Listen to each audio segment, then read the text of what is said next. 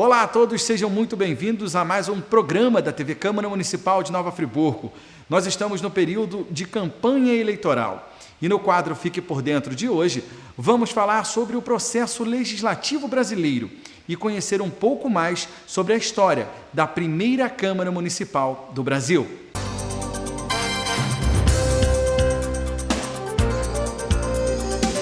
Vamos falar sobre o processo legislativo brasileiro e um pouco mais sobre a Câmara Municipal. A primeira Câmara instalada no território brasileiro foi em 1532, quando foi fundada a cidade de São Vicente, litoral de São Paulo. De acordo com as ordenações do Reino de Portugal, era composta por um presidente, 3 vereadores, um escrivão, 2 almotáceis e 2 juízes. Desde o período colonial até o início do Império, as câmaras exerceram as competências executivas e judiciárias, além das funções legislativas. As câmaras municipais aprovavam as posturas municipais, realizavam obras, fixavam as taxas e demais tributos e nomeavam os funcionários da administração. Com a Revolução de 1930, foram criadas as prefeituras e atribuídas a ela as funções executivas. A Câmara Municipal passa então a ter especificamente o papel da Casa Legislativa. Após o Estado Novo, meados de 1945, as câmaras municipais começam a tomar a forma que possuem hoje. O poder legislativo nos municípios é exercido pela Câmara Municipal, composta pelos vereadores eleitos diretamente pelo voto popular, em listas abertas pelo sistema proporcional para uma legislatura, isto é, para 4 anos de mandato. A eleição de vereador, bem como de prefeito e de vice-prefeito, ocorre no meio da legislatura federal e estadual, ou seja, corrido 2 anos de mandato da legislatura federal e estadual, ocorre a eleição para prefeito, vice-prefeito e também para vereador. As principais funções da Câmara Municipal são fiscalizar o Executivo, julgar prefeitos ou vereadores por crime de responsabilidade, organizar a estrutura legislativa e administrativa do município, legislar sobre assuntos de interesse local e suplementar a legislação federal e estadual no que couber, deliberar sobre as matérias administrativas, as matérias financeiras, as matérias tributárias de âmbito local e as matérias urbanísticas, como votar e emendar a lei orgânica, plano diretor, leis orçamentárias como a PPA, LDO e LOA, leis complementares, leis ordinárias e decretos legislativos. É o presidente da Câmara quem conduz os trabalhos e zela pelo cumprimento do regimento interno, promulga as emendas à lei orgânica e as leis não sancionadas pelo prefeito, bem como os decretos legislativos, as resoluções da mesa e outros atos de sua competência. A Câmara Municipal, com o auxílio do Tribunal de Contas dos estados ou dos municípios, exerce a fiscalização financeira e orçamentária do município. A fiscalização abrange todos os órgãos do município e da Câmara Municipal, nos aspectos contábeis, financeiros, orçamentários e também os aspectos operacionais e patrimoniais. A Câmara Municipal possui capacidade de defesa de suas prerrogativas. Pode acionar ou se defender juridicamente do prefeito ou de qualquer outro órgão ou pessoa. Embora seja uma pessoa jurídica, a Câmara possui personalidade judiciária, ou seja, possui capacidade processual ativa e passiva.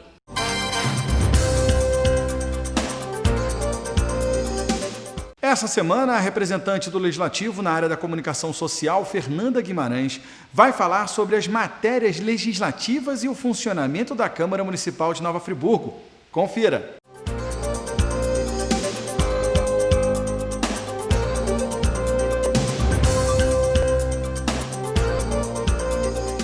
Bem, estamos aqui hoje nessa programação da TV Câmara. Hoje vamos conversar com a assessora de comunicação da casa, a Fernanda Guimarães, e a gente vai conversar sobre matérias legislativas. E é muito interessante que as pessoas que ficam de fora não sabem como a Câmara funciona, como é que ela tem os seus meandros, não só políticos, mas também administrativos. Você sabia disso? Então a gente vai saber agora com a Fernanda. Fernanda, tudo bem? Tudo bem, Guto. É muito bom estar com você novamente aqui, é muito bom estar de novo no programa TV Câmara. E é legal a gente estar fazendo essa parceria e aproveitando os nossos canais oficiais para trabalhar o conteúdo legislativo, para mostrar para o cidadão o que a gente desenvolve dentro da casa e para ele entender um pouquinho de que forma ele pode exercer a cidadania dele, né? Verdade. Bom, vamos falar então da parte administrativa da Câmara, porque a Câmara não é só a parte legislativa e ela sempre tem a parte administrativa que aí envolve vários setores. Dentre eles são os funcionários. Como é que funciona isso? Então, a Casa Legislativa, ela tem a tramitação legislativa, né, que se dá pelas matérias legislativas, pelos projetos de lei, pelas resoluções legislativas. Todo esse processo a gente entende como do conjunto, né, da parte legislativa da Casa e aquilo que vai a plenário para votação, para depois virar lei de fato e virar normativa para a gente exercer no nosso dia a dia. Mas, por trás disso, a gente tem a parte administrativa, que é quem faz rodar todo esse processo, né? Por exemplo, a Secretaria de Expediente é um setor, um órgão que trabalha dando andamento às matérias legislativas, mas ela, a Secretaria, é um setor administrativo. O setor de comissão de licitações é um setor administrativo que faz com que a casa adquira produtos e serviços para o nosso andamento no nosso dia a dia. Por exemplo, para a gente produzir os nossos documentos oficiais, a gente precisa de um papel timbrado, né? O papel com o nome da Câmara. Esse papel timbrado é uma gráfica que faz. Então, a gente tem que licitar essa gráfica para que ela preste esse serviço e entregue para a gente o papel timbrado para que a gente utilize, fazendo os ofícios para a Prefeitura, para o Ministério Público, seja para qualquer órgão. Então, esses detalhes, né, todos esses pequenos movimentos que são feitos para construir o trabalho legislativo é feito pelo administrativo e esse administrativo caminha em paralelo, feito pelos servidores. Hoje a Câmara tem quantos funcionários? Somos 158 servidores, na verdade não servidores, né? Vamos chamar todo mundo, vamos chamar também o vereador de servidor?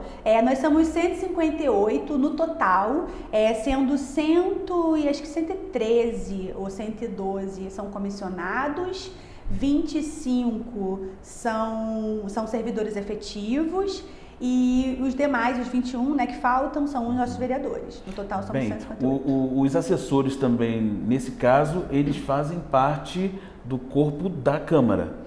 Isso, e eles compõem o que a gente chama do corpo administrativo. Apesar deles trabalharem tramitar a parte legislativa, porque é eles quem ajudam o vereador a fazer o projeto de lei, eles que ajudam a fazer os requerimentos de informação, eles que fazem o atendimento às demandas dos cidadãos que vêm até eles conversar, né? Então, todo esse processo faz parte da demanda legislativa, porém, eles fazem parte do corpo administrativo, junto com a gente. E o curioso, Guto, que assim, ele é chamado de servidor comissionado porque o vínculo dele é diferente do servidor efetivo, né? O servidor efetivo vem por meio de concurso e o servidor comissionado vem pelo que a lei chama de livre nomeação e livre exoneração. Ou seja, ele tem um período também. Seria isso? Periodicidade? Não, o que caracteriza ele não é o tempo que ele fica, porque, por exemplo, tem servidores aqui que prestam serviço para casa há mais de 15 anos e são servidores comissionados. Não é a periodicidade que fica que determina se ele é ou não é comissionado, e sim o tipo de vínculo, como que ele entra, quem diz que ele tem que estar aqui.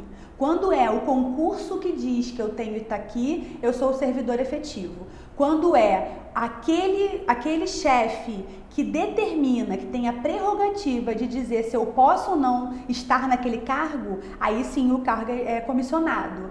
Por isso que eles colocam na nomenclatura livre nomeação e livre exoneração. Porque o servidor efetivo, ele por se tratar de entrada por meio de concurso, ele é muito mais difícil de ser tirado do concurso. E é uma coisa justa, né, Guto? Porque a pessoa senta, estuda, se dedica. Né? Pois é, então assim, por exemplo, para que uma grande diferença entre os dois, se por um acaso meu chefe entender, porque assim, quando a pessoa faz o concurso, ela passa por um período que a lei chama de estágio probatório. É um estágio em que você prova, é um período em que você prova se você é apto ou não para exercer aquelas atribuições. Assim como na CLT a gente tem aquele período de experiência, só que são de 3 meses, né, 90 dias. Na nossa lei não, nosso estatuto não, são 3 anos porque a Constituição Federal disse isso. E aí, depois que a gente passa desse período, para poder mandar a gente embora, Guto, o chefe tem que pedir para abrir uma comissão de 3 servidores e ele tem que abrir o que a gente chama de processo administrativo disciplinar, o PAD.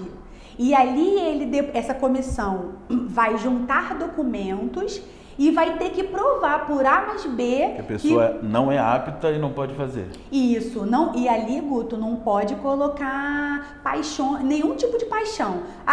Eu acho que ela não serve porque eu não gosto dela. É porque ela é loura. Porque ela é mulher. Não tem isso não, Guto. Ele tem que se basear na lei. Ela passa o rímel torto, alguma coisa assim, não tem nada disso. Pois é, gente, meu rímel não tá torto, tá direitinho, não. Para de me zoar, tá? Imagina, não.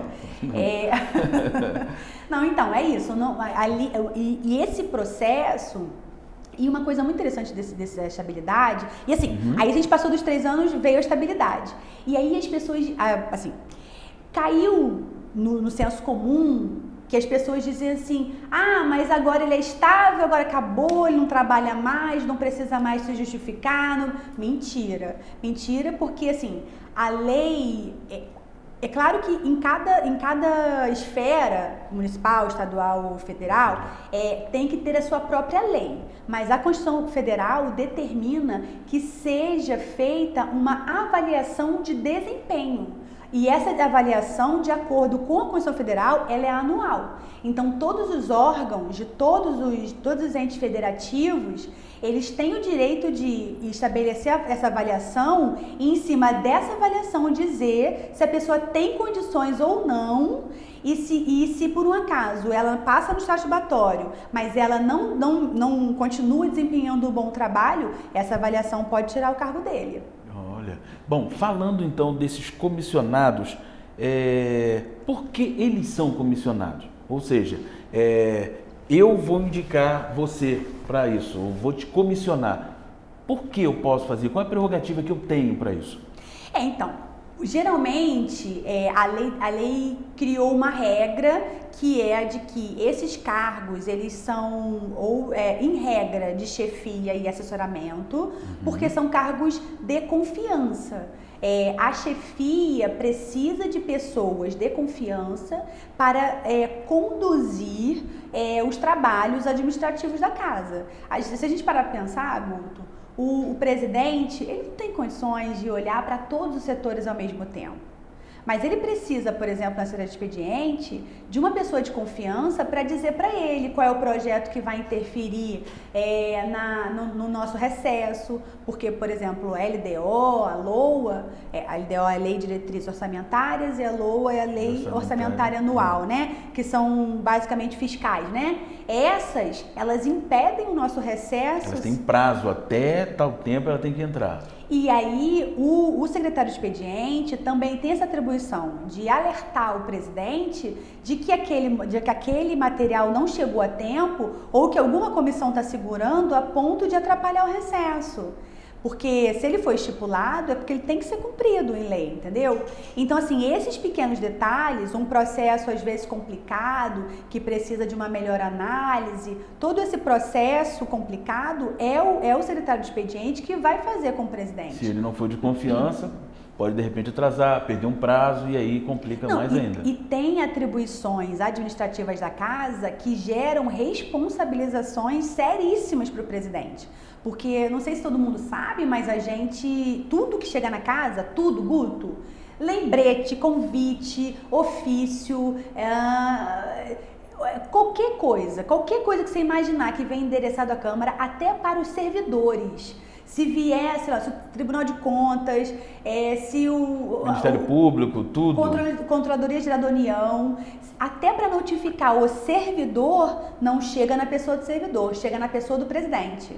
Tudo é do presidente. E aí, se essas pessoas que ocupam cargos chaves, como por exemplo a Procuradoria, você imaginou se o procurador perde um prazo de uma intimação do presidente? Isso é seríssimo. Isso pode responsabilizar, pode levar o presidente preso, por exemplo. Então, administrativamente, quem responde pela Câmara é o presidente. Ele, na verdade, responde por ambas as partes, pela parte legislativa e pela parte administrativa. É ele quem conduz tudo. Tanto é que o nosso regimento interno concede uma série de prerrogativas para ele. Por exemplo, em regra, ele tem o direito a não votar, porque ele é o presidente. Porém, o voto, o que a gente chama de voto de Minerva, né? Sim, o voto que decidir. decide é dele. Porque ele tem, mais do que acumular a função legislativa e administrativa, ele encabeça o poder legislativo. É ele que carrega o poder legislativo nas costas, bem dizendo, quando administra e quando conduz a parte legislativa. Certo. Bom, a gente falou então que eu te nomear, termos aí, pessoas nomeadas, é porque é cargo de confiança. Isso. Então, isso dá a prerrogativa para escolher a pessoa. Vamos falar então já do lado legislativo. Como é que é composto isso daí? Nós temos uma mesa diretora que é composta pelo presidente, 2 vice-presidentes e 2 secretários, não é isso? Primeiro e segundo secretário. Isso. Como é feito isso? Todo o início, o mandato que a gente chama de mesa diretora, né? Ele é de 2 anos, que pode ser renovável por mais 2, porque a legislatura é composta por 4 sessões legislativas, né? Os 4 anos.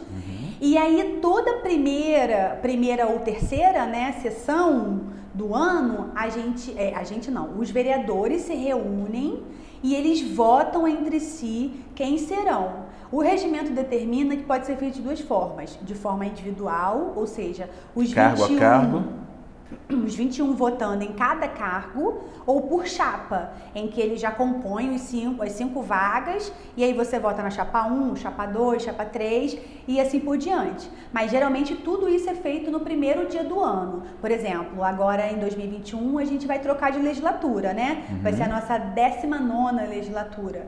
Essa 19ª começa em 1º de janeiro de 21 e nesse primeiro dia a gente vai dar posse para os vereadores que vão ser eleitos agora no dia 15 de novembro e depois eles se elegem dia 15 de novembro, ganham o diploma da Justiça Eleitoral e aí eles ficam diplomados, a cerimônia de diplomação mesmo para dizer que eles podem exercer esse cargo.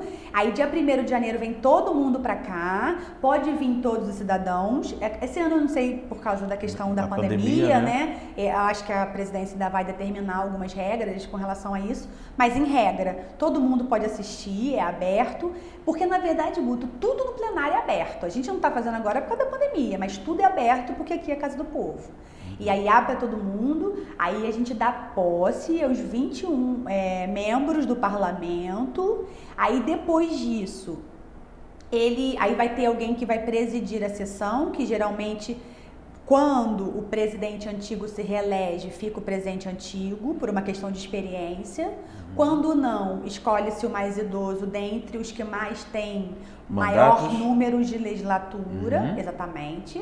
Aí depois disso, a gente escolheu quem vai presidir, aí começam os trabalhos, em seguida eles escolhem a mesa diretora, porque a mesa diretora é o segundo órgão mais importante, o primeiro é o presidente, o segundo vem eles.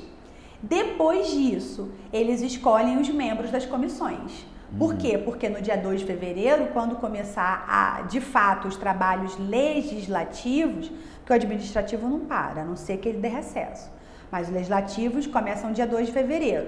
Aí depois dali a gente já está com os membros montados, com as comissões montadas, e aí os processos que chegaram na casa e que estão esperando chegar o dia 2, quando chega dia 2, a Secretaria de Expediente começa a distribuir para daí então eles começarem a tramitar na casa.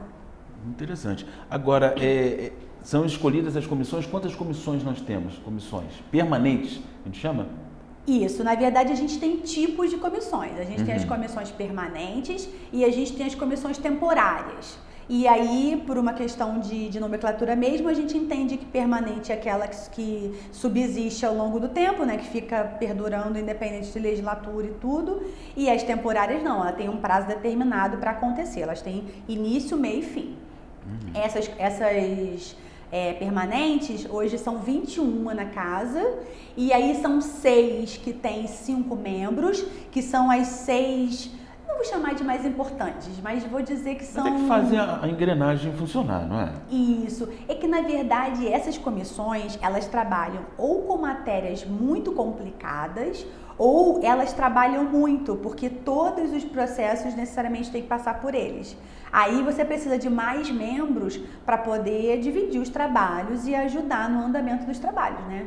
Aí são 6 que tem 5 membros e as demais têm 3 membros. Acho que é a CCJ, né, que é a Comissão de Constituição e Justiça, tem a Comissão de Finanças e Orçamento, a Comissão de Revisão à Lei Orgânica, a Comissão de Esportes, de Saúde, e tem a 6ª que eu não estou me lembrando agora. E o restante são 3 membros. Todas elas escolhidas, e é claro que tem aí não sei se chamaria de coeficiente partidário para fazer parte dessa comissão? Como é que se escolhem as pessoas? O nome não é coeficiente partidário, não. A gente chama de respeitar uma proporcionalidade partidária. Proporcionalidade, sim. Isso. O que acontece? Como a gente tem 21 comissões, o ideal é que todas elas tenham um pouco de cada partido. E como isso também depende da eleição, porque tem partidos que conseguem mais cargos e outros que nem tanto, né?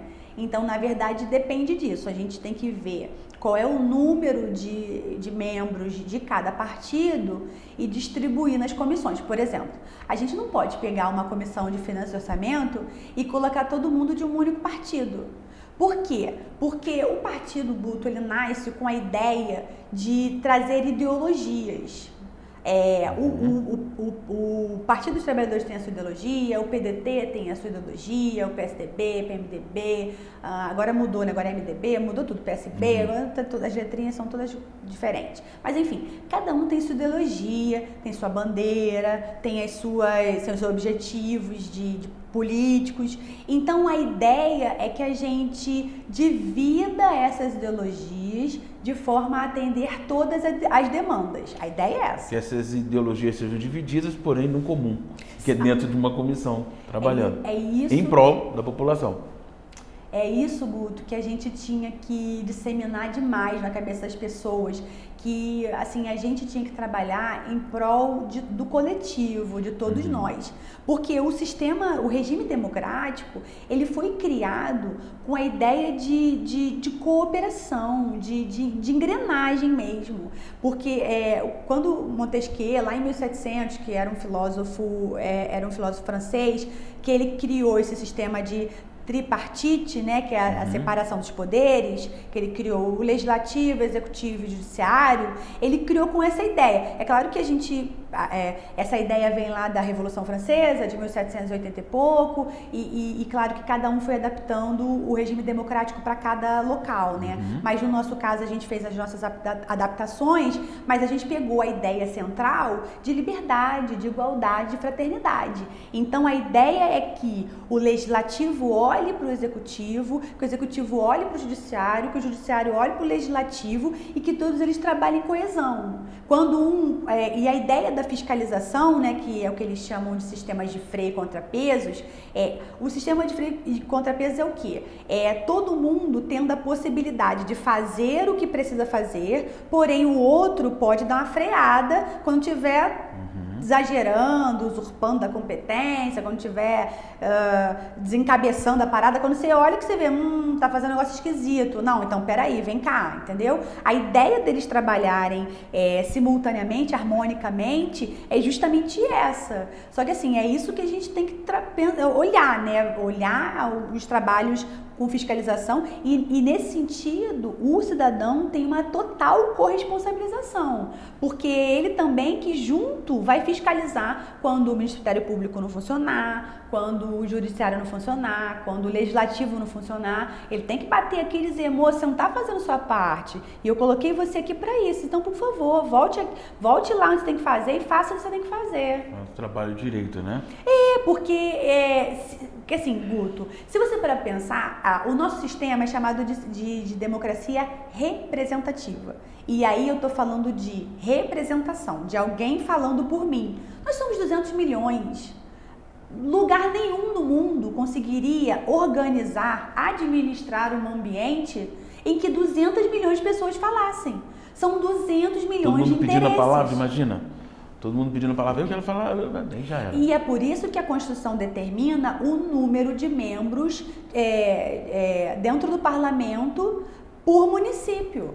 Porque é o número de habitantes que vai gerar uma proporcionalidade para eles estarem aqui atendendo às nossas demandas. É tudo a gente. Na verdade, assim, tanto é que a Constituição no artigo 2º fala que o poder emana do povo e é exercido por ele ou por representantes eleitos. Entendeu? O poder não é deles, o poder é nosso.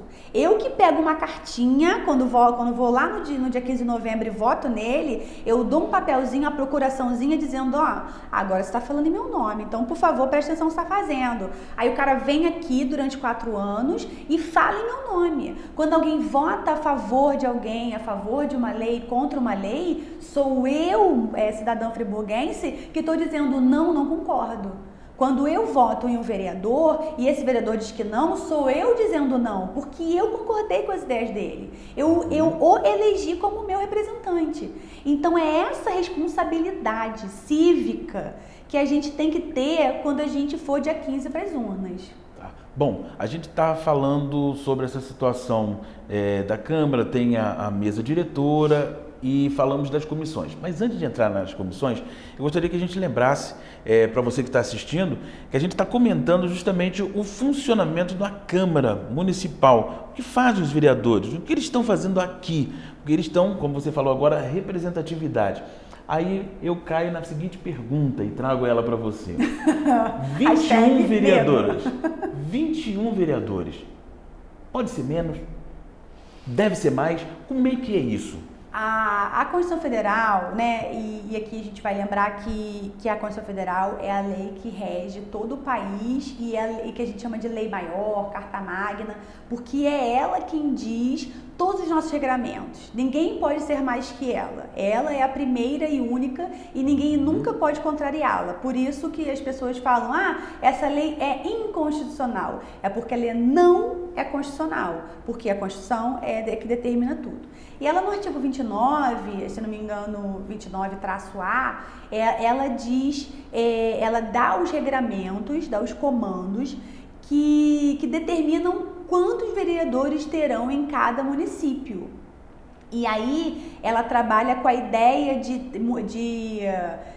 uma numeração por munícipe, não por eleitorado, porque a ideia é representar todos e não só quem vota, entendeu? E aí ela diz que para os municípios que têm até 200 mil habitantes, ela pode ter até 21 membros. E aí a Câmara Municipal respeita o teto de 21, tendo 21 hoje. É claro que a gente sempre cai aquela reflexão do tipo, precisa mesmo de 21, não precisa de 21? Isso é uma reflexão válida e que cabe aos cidadãos verificar se os 21 estão atendendo todas as demandas. Quando eles escolheram o 21, a ideia deles era, eu vou ter mais membros porque eu terei mais regiões atendidas. Porque a gente sabe que o município é dividido em distritos, né? E aí, geralmente, eles se elegem por distrito. Então, a ideia deles é o quê? Ou da Constituição, né? É trazer o maior número de representantes de mais variados locais do município, de forma que se atenda mais demandas, mais necessidades, que a gente sabe que cada uma localidade tem sua especificidade, né? A ideia dos 21 é essa. Agora, dizer que é obrigatório 21, não, é até 21. O mínimo é 9, o máximo, no caso de Friburgo, é 21. E aí cabe ao próprio parlamento votar ou não uma redução, porque não cabe falar em aumento, já que a gente está no número limite, né? Bom, falando então das comissões, eu chamo de mais importante, mas assim, só para dizer que ela que faz funcionar. Mas deixa a nomenclatura para lá e a gente vai falar a seguinte coisa. CCJ, Comissão de Constituição e Justiça. É por ali que passam todos os projetos, requerimentos, tudo sai dali. Passa por ela que divide para as outras comissões, é assim? Ela é a menininha dos olhos, né? Porque assim, ela tem atribuições muito importantes. Assim, são tão importantes que, por exemplo, ela é a única comissão que dá direito a arquivar um processo sem sequer chegar ao plenário. Nenhuma outra comissão pode fazer isso. Ela resolve, bota para correr. Se ela entender, por unanimidade de seus membros, que um projeto não merece, e aí o não merece não é porque não achou legal, não. Não merece porque ou é inconstitucional, ou porque ela não atende às formalidades do processo, ou porque tem algum vício, né, que a gente chama de vício, mas é algum erro, e aí que não é sanável, né, que não é corrigível, assim dizendo, ela pode entender que aquele projeto não cabe subir e não tramita mais em lugar nenhum, nem vai a plenário e vai direto para o arquivo e seja o que Deus quiser, e se quiser... Morre. E ali já morre. Ela é a única que pode fazer isso, ninguém mais. Mesmo até a própria Comissão de Finanças e Orçamento, se ela entender que um projeto, na sua unanimidade, está errado, vai a plenário e o plenário decide se ela se arquiva ou não. Só a CCJ é que pode. E assim, justamente ela ganha essa notoriedade dentre todas as outras justamente porque as atribuições dela são muito importantes. Porque, por exemplo, dentro do nosso ordenamento jurídico, a gente não pode nunca ter uma lei inconstitucional. E a ela que cabe o direito de dizer se é inconstitucional ou não. E se ela é inconstitucional, gente, para que a gente vai botar para tramitar uma matéria que ela já sabe que não tem como? Não tem necessidade de existir, porque vai chegar lá na frente e ela vai morrer. Então você vai desperdiçar recurso material, financeiro, público, para poder lá na frente a lei morrer? Não, ela diz, não pode, morre, entendeu? Então assim, ela ganha essa notoriedade por quê? Porque é ela que possui as atribuições mais relevantes dentro da tramitação. Inclusive é ela quem começa o processo e é ela quem termina. Ela dá o parecer no final, né? Mas ela é quem dá o pontapé inicial para que ela tramite em todas as comissões. E como é que funciona isso? O projeto chegou aqui em casa, não, chegou aqui na Câmara, né? Estou fazendo um projeto de esporte. Perfeito. Aí você, cidadão, vamos supor, porque também o cidadão também é uma pessoa autorizada, né, a dar entrada num projeto de lei, que é o que a gente chama de iniciativa popular. E aí você deu entrada lá na Secretaria de Expediente. Tem os 5% do eleitorado, né? Tem aqueles requisitos básicos, veio direitinho em formato de lei, né? Com artigo, parágrafo, inciso, tudo bonitinho, e aí deu entrada. Aí a CCJ vai receber. Aí a CCJ olhou, falou, não, isso aqui pode andar de boa, que não é inconstitucional, não é nada, no final eu dou meu parecer de tudo. Aí ela vai para Finanças e Orçamento. Porque a Finanças e Orçamento vai entender se ela é viável, se não é viável, de onde que vai surgir aquele recurso, se tem condições se ela é financeiramente possível. Aí vai verificar toda a questão financeira e orçamentária. E se ela também está dentro da lei de responsabilidade fiscal, essas coisas todas. Aí depois disso, ela vai tramitar para a Comissão de Esportes. Aí a esporte vai ver se dentro do ordenamento, dentro daquele monte de leis que tratam de esportes, se ele pode, se não pode, se está dentro do estabelecido, não está. Aí depois, vamos supor, os esportes é para criança. Aí vai para a comissão de criança, de adolescente, não sei o que, não sei o que. Aí lá eles vão avaliar todos os pormenores que dizem respeito à questão do adolescente e da criança. Então, assim, ela tramita em todas as comissões em que a sua matéria faz fronteira. Se o esporte for para idoso, aí não vai para criança e adolescente, vai para a comissão de idoso. Se aquilo envolve saúde, passa pela comissão de saúde. E ela vai passando por todas as comissões, porque a ideia da comissão é tratar da sua própria matéria naquele projeto de lei.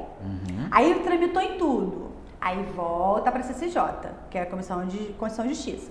Aí ela diz, todo mundo deu parecer, tá todo mundo ok, a lei tá dentro da formalidade, pode ser, não tá inconstitucional, não tá ilegal, não tá nada, então vamos botar para o plenário porque ela pode ser votada. Então, isso que eu gostaria de perguntar. A cada passagem por uma comissão que faz aí a fronteira com o projeto, ela emite um parecer. Isso. Que depois vai ser tudo apresentado novamente à CCJ e ela vai dizer que, então, vai para o rolo. Isso, na verdade, o que acontece, Guto? O processo chega, né, o projeto de lei chega, e aí quando chega, os 3 membros votam entre si e escolhem um relator, que é ele quem vai ler o processo e fazer o parecer.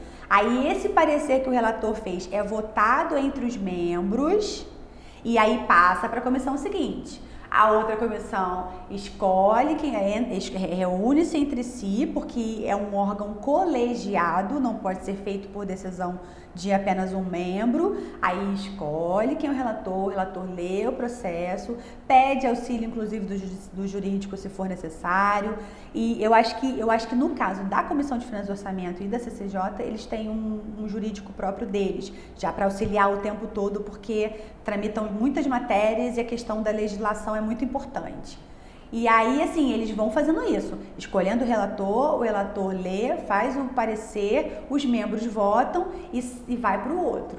E assim, já que a CCJ não deu parecer contrário unânime, agora não quero mais saber se o outro deu parecer contrário a favor, não. Vai ficar o parecer dele. E outra coisa, Guto, todo esse processo ele fica disponível online e o vereador acessa a qualquer tempo. Por quê? Porque quando ele chegar, por isso que a gente, quando a gente faz a nossa sessão ordinária, a gente divide em expediente e ordem do dia. Porque no expediente, a gente dá ciência do conteúdo, né, da matéria legislativa que está entrando e que vai tramitar na casa, e a ordem do dia é aquela que a gente vai discutir e votar. Porque eu estou dando ciência para o vereador que aquela matéria está entrando e que ele tem que ter ciência daquilo. Porque aquilo depois vai para o plenário para ser votado, entendeu? Então a gente parte do pressuposto que quando aquilo entra na ordem do dia, que já é a discussão e a votação, ele já leu todos os pareceres, ele já leu tudo, ele já formou a sua própria convicção para poder votar ou sim ou não, para que ela exista no mundo jurídico. Está preparado para votar. Essa é uma das atribuições do vereador. Ele tem que estar acompanhando o processo, tem que estar vendo se foi parecer contrário ou não, quais foram os motivos que geraram esse parecer contrário ou não, porque é ele quem vai dizer, é ele que vai ajudar na formação da convicção para que o vereador diga sim ou não. Tá. Bom, na composição das comissões, a gente já falou que é por proporcionalidade partidária. Isso. Mas, porém, todavia, contudo, entretanto, por exemplo, nessa atual legislatura que vai terminar este ano, nós temos aqui na Câmara alguns advogados, produtores, enfim, a gente tem algumas pessoas que participam da sociedade, que representam aí a sociedade de modo geral. É necessário que na CCJ, ou tem que ser na CCJ, tem que ser um advogado? Na CCJ e na Comissão de Finanças e Orçamento é necessário que se tenha, na verdade, não necessariamente um advogado, né? Porque o advogado só vira advogado de fato quando ele adquire a carteirinha da OAB, né? Sim, Por isso que falam bacharelado em Direito e o advogado propriamente dito, né? Porque você pode se formar e não fazer. E não Inclusive tem concursos também que que mesmo precisando da área do direito, como por exemplo o delegado. O delegado tem que ser formado em direito, mas ele não precisa da OAB, entendeu? Então assim, na verdade você precisa, é requisito, um dos cargos da CCJ e um dos cargos da CFO tem que ter pelo menos um com notório saber jurídico. Tem que ter alguém, pelo menos bacharel em direito. Mas isso nesse caso pode ser da casa, no caso dos vereadores, ou a Câmara oferece a Procuradoria, ou enfim? Não, então, aí a CCJ, ela tem os seus membros, e membro de comissão só pode ser vereador.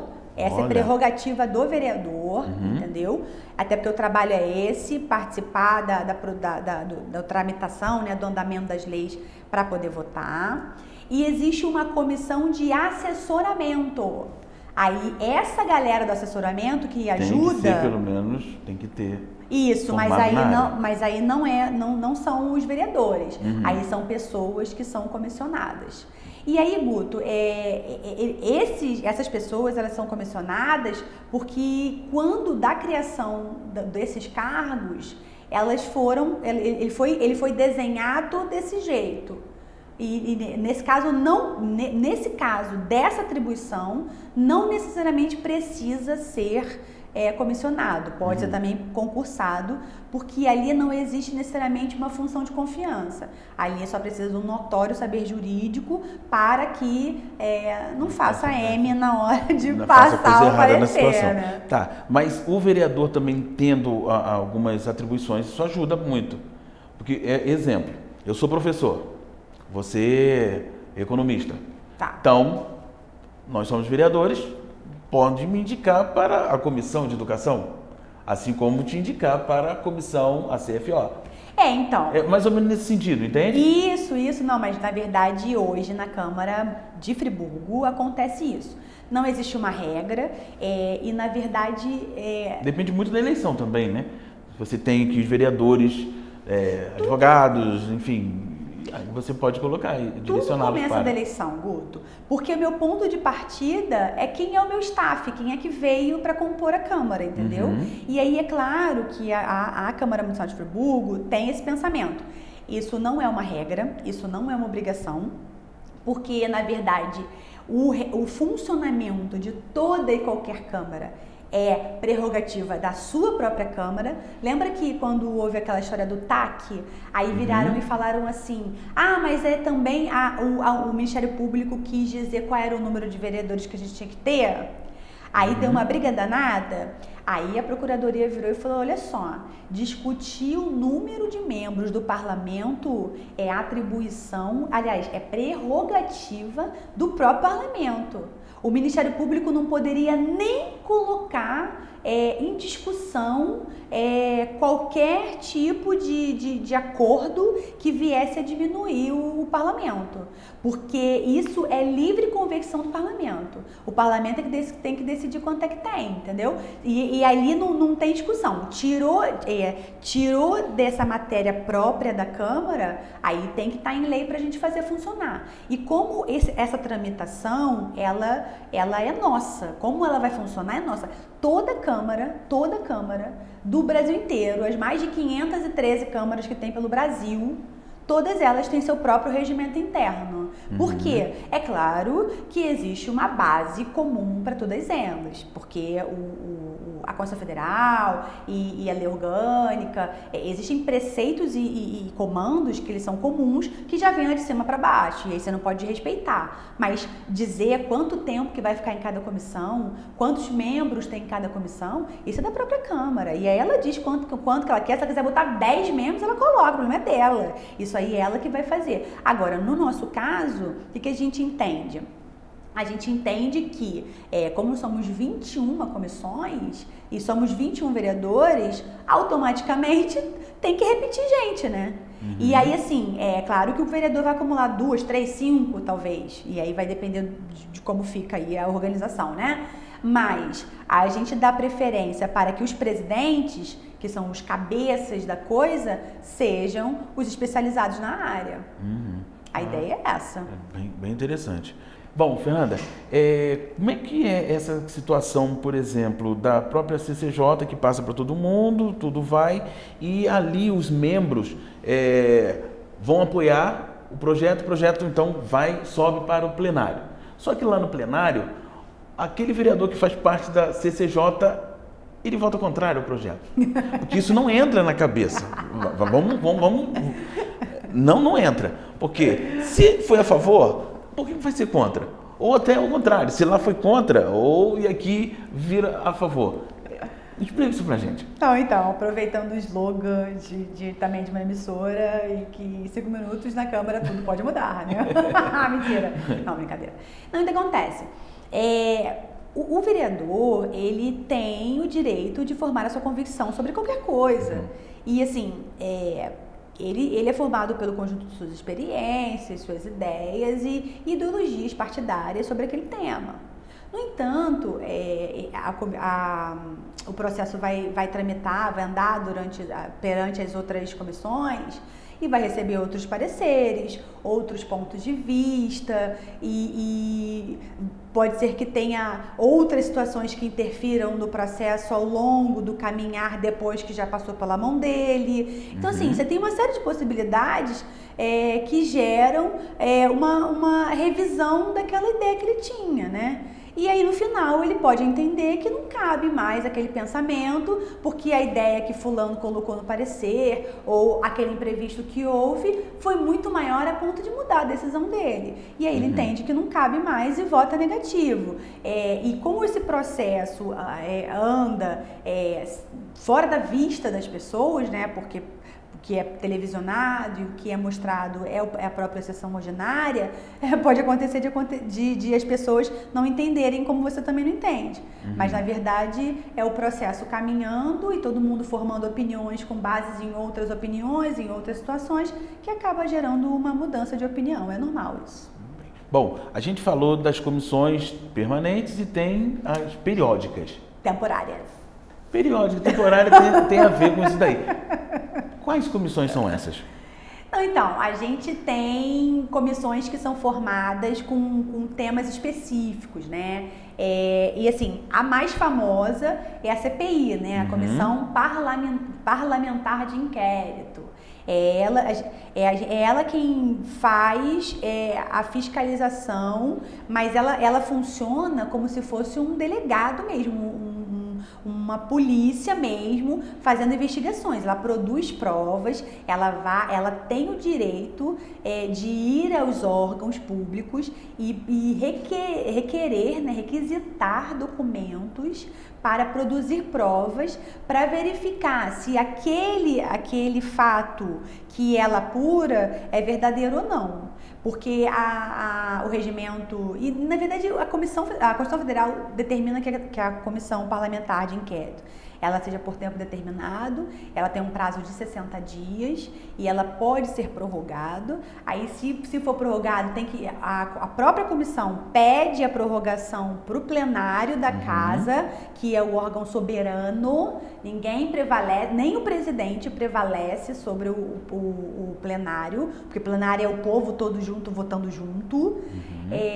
E aí ela pede mais dias, tem que dizer quantos dias, tem que dizer por que está pedindo mais dias, porque a lei já disse que 60 é suficiente, então você tinha que ter feito 60, mas também pode ter acontecido um imprevisto, como pandemia, por exemplo, e aí tudo isso atrapalha e aí você pede mais, e aí ela trabalha nesse período. E a ideia dela é isso, mais do que fiscalizar, é ela investigar, porque a lei determina que ela seja aberta por fato determinado. O que é isso? É você dizer na prática o que aconteceu. Eu vou dizer, a servidora Fernanda Guimarães usurpou uma caneta.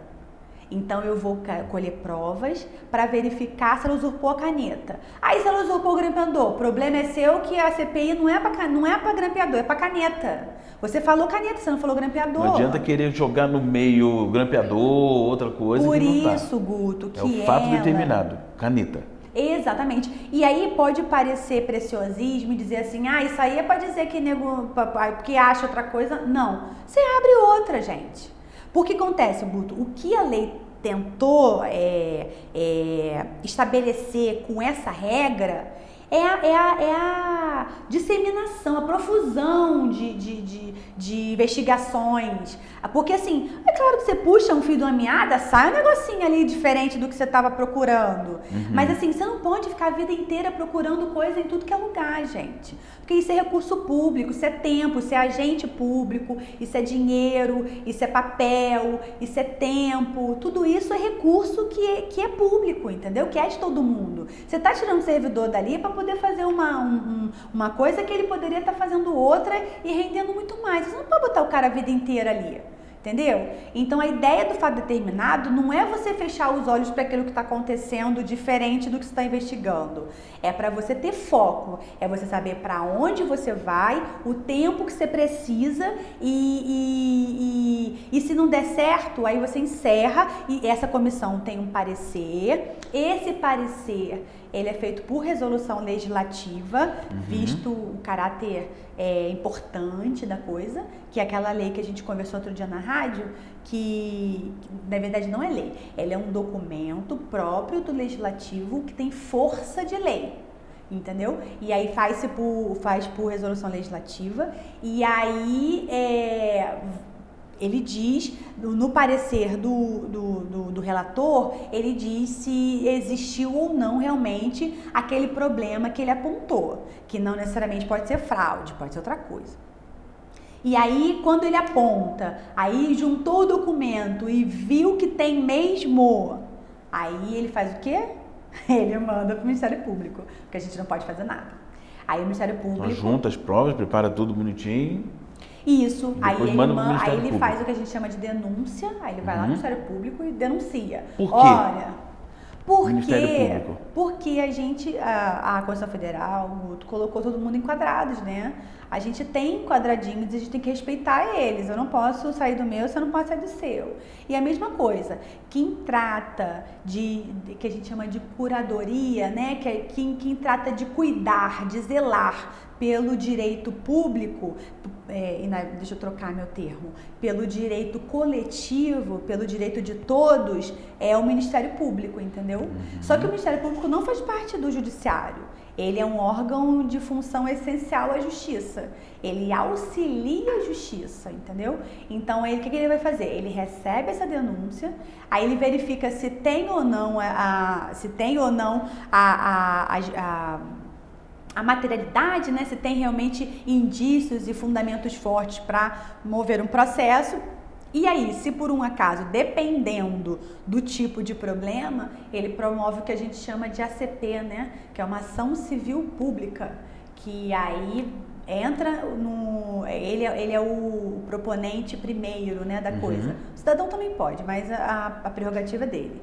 Aí ele pega e encaminha isso para o judiciário, e o judiciário vai tramitar esse processo já na justiça, e se houver algum tipo se ensejar, né, se couber algum tipo de penalidade, aí é o judiciário que aplica a penalidade, não é nem o Ministério Público nem a gente, porque dizer o direito e quem vai ficar preso e quem vai ficar solto é competência do judiciário, não nossa.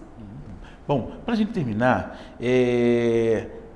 somos 21 vereadores, ou temos 21 vereadores.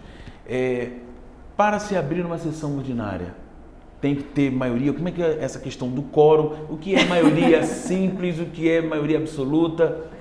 Pô, isso dá pano pra manga, viu, Guto? Porque assim,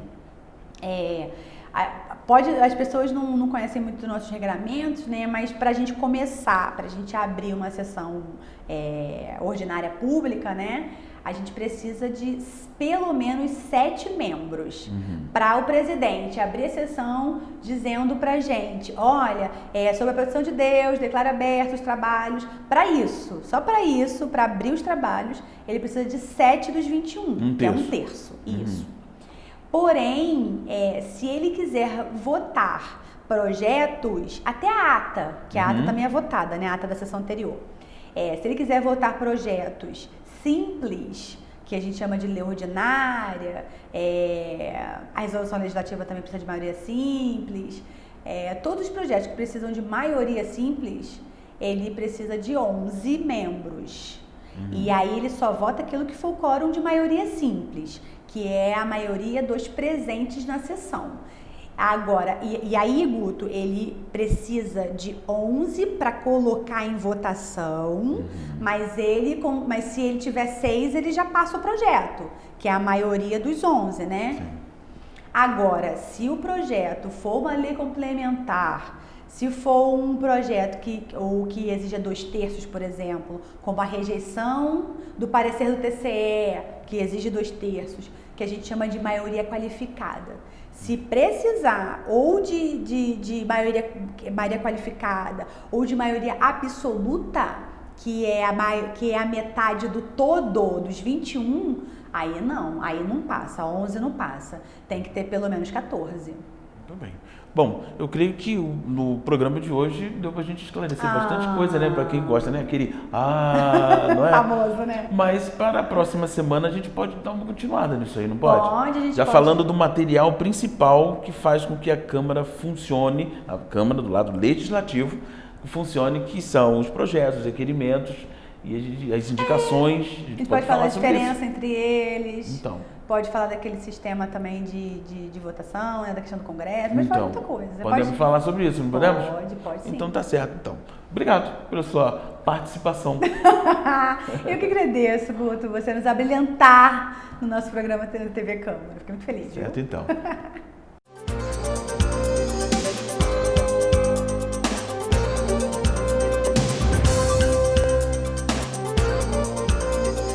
E assim chegamos ao fim de mais um programa da TV Câmara, que vai se encerrando por aqui.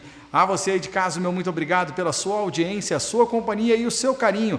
Fiquem com Deus, um grande abraço e até a próxima segunda-feira, aqui na TV Câmara de Nova Friburgo, com mais um programa inédito.